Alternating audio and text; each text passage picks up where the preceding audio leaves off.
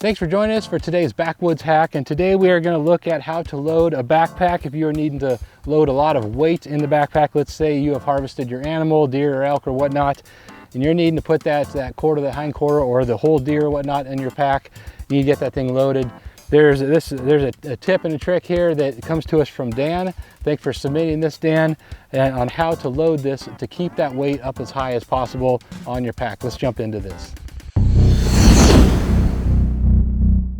All right, getting into this, if you've ever hauled a lot of weight, even if it's over 50, 60, 70 pounds, that weight wants to naturally drop down below your hips and wants to sag on you. That's the last thing you want when you're packing out a heavy load. Makes the pack really uncomfortable, no matter how awesome the pack is.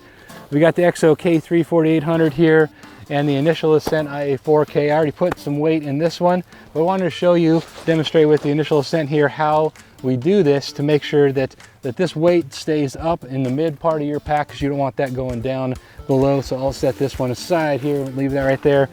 So here's this little tip here. I've got a 50-pound sandbag to simulate, say, a hind quarter of an elk or front quarter, depending on the size and whatnot. So go ahead and unlatch your pack here, open this guy up, and this will work with really any pack that has kind of a load carrier. XO has the crib. A lot of them have something similar to that, so you want to use your crib. And something that I had done and have done even recently is just, you load it up here, you lay it down on the ground, and most of the time when you're out hunting, of course, you don't have a nice flat surface that you're field dressing your animal. So you go ahead and load that up like that, lay it down, put your meat on there and strap it down. Well, this tip from Dan, and again, thank you, Dan, for this awesome tip, particularly when you're on an incline like this.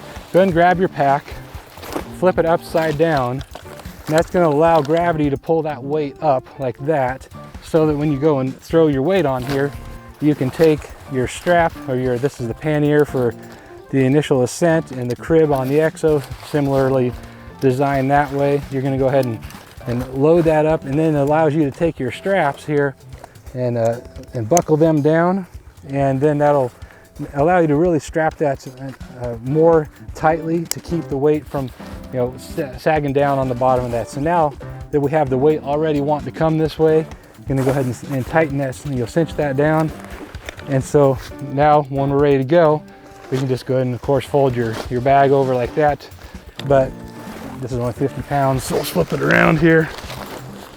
But it's less likely to want to slide down on you, and you can get those straps a whole lot tighter than if you're trying to hold that up and then tighten it down like that.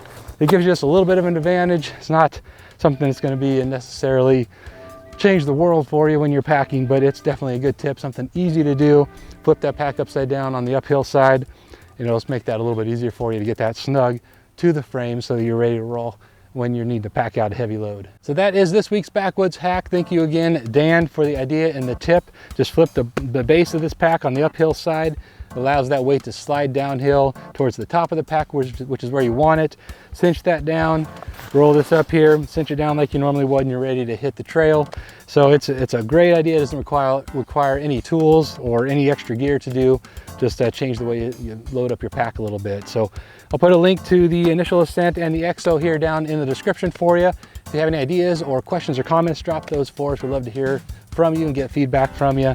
Thanks for watching here today. We'll see you next time.